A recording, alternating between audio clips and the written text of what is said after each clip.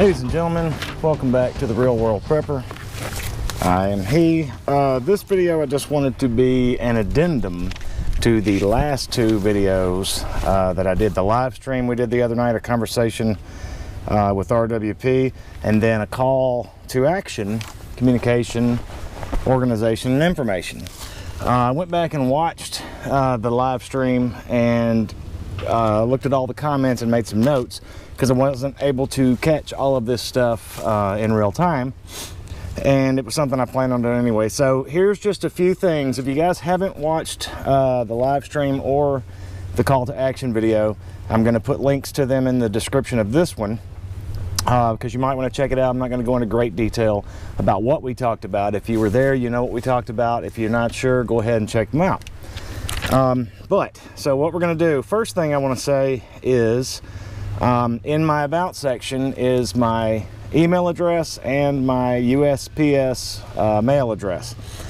So somebody has suggested in this thing we're trying to put together, and again, I'm not going back into detail on it. Go back and check these videos out in the description of this video, the links. But a couple of people had suggested, and I think it's a great suggestion, and you don't have to do this, but you'll help me out. If you're going to send correspondence to me, for me to send correspondence back to you via snail mail, you could include a self-addressed stamped envelope, and go ahead and put my return, you know, Real World Prepper, P.O. Box 843, Collierville, Tennessee 38027. Go ahead and put that in the return, so that I don't have, you know, if you're going to send one, so that I don't have to pencil that out on every one of them. Because I understand that there's a lot more scrutiny in the USPS mail if it doesn't have a return address. So anyway, the question was posed: how do we know that those of us in the videos and in the chats are not GOV infiltrators collecting information and making lists? We don't know. So in going forward with this, operational security being important, obviously, critical, but the fact is we've got to take some chances, we've got to take some risks, we've got to keep our heads on a swivel, we've got to prepare, we need to do our best to do all this without being stupid, of course, but you know, be as smart as you can be, but we can't do nothing. We can't do nothing. We have to do something, and our liberty and our freedom, I frankly think, is worth some risk. And I think ultimately the snail mail position that we're taking on this, or approach rather that we're taking on this, is better than an online presence, social media, etc., sharing this type of information. So so that's, you know, so there you go. So albeit it certainly has its risks, I think it's less risky than if we were just post this stuff in videos and through emails and that kind of thing. Someone had asked me if I had any other options, where I was going to be, my channel and that kind of thing, if YouTube cans me. The only other thing I've got is Patreon, and if I'm not mistaken, that works in tandem with YouTube. So if they remove my YouTube, because all Patreon does is host the links to other source videos, and that's currently the only place I have videos is YouTube and Patreon. So I don't know how that's going to work. I don't have anything else set up. At this point, I don't intend to. I just, you know, for what it is, that's what it is. So someone had posed the question, good guys, bad guys. It's not just like political spectrum stuff or ideology, but it also consists of gangs, marauders, you know, lone wolfers, people who are set to just be about themselves regardless of ideology. Agreed. Bad guys are bad guys regardless of what they believe, you know. That we should keep to close-knit crews. Okay, I agree with that.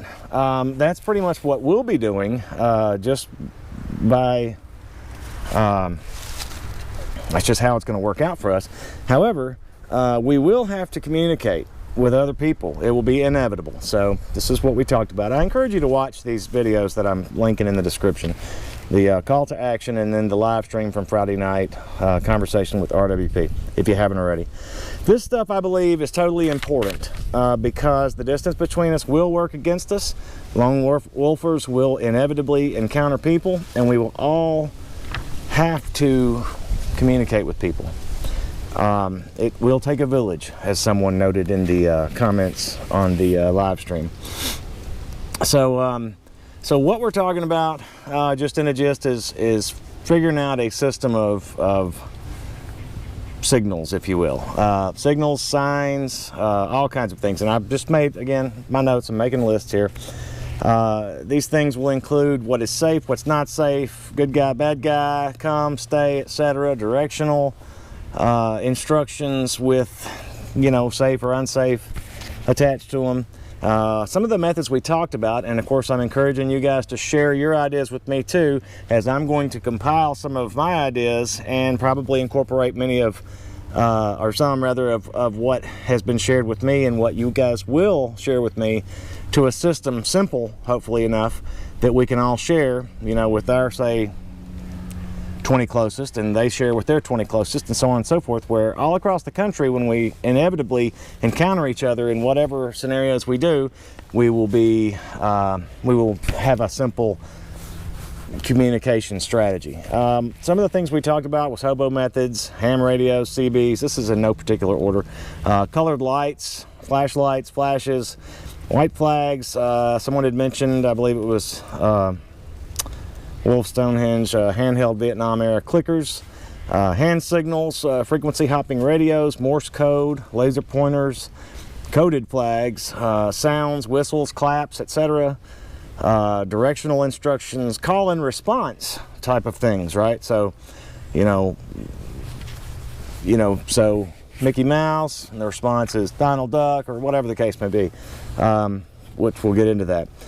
With lights, sounds, hands, etc. Call and response. Low tech may be the best. No tech may be the only choice, depending on how things go.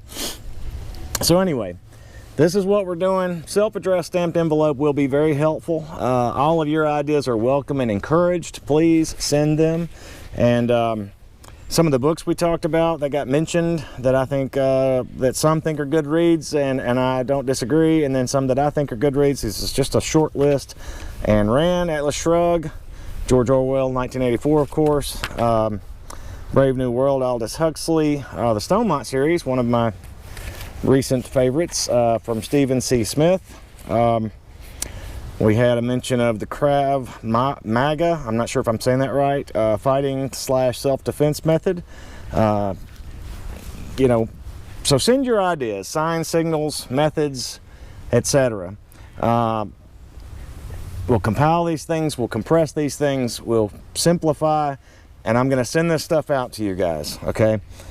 There is an agenda, there is a timeline, so the time to act is now. If we're going to do this and have any level of success in it, albeit, whatever it is, if it's small, large, if we're, I don't know how this is going to go, but something is better than nothing, and I think now is, frankly, past the time to try and put these things together. So check out the video, call to action if you have not, and check out the live stream, and look at the chat as that live stream goes as well, if you haven't already.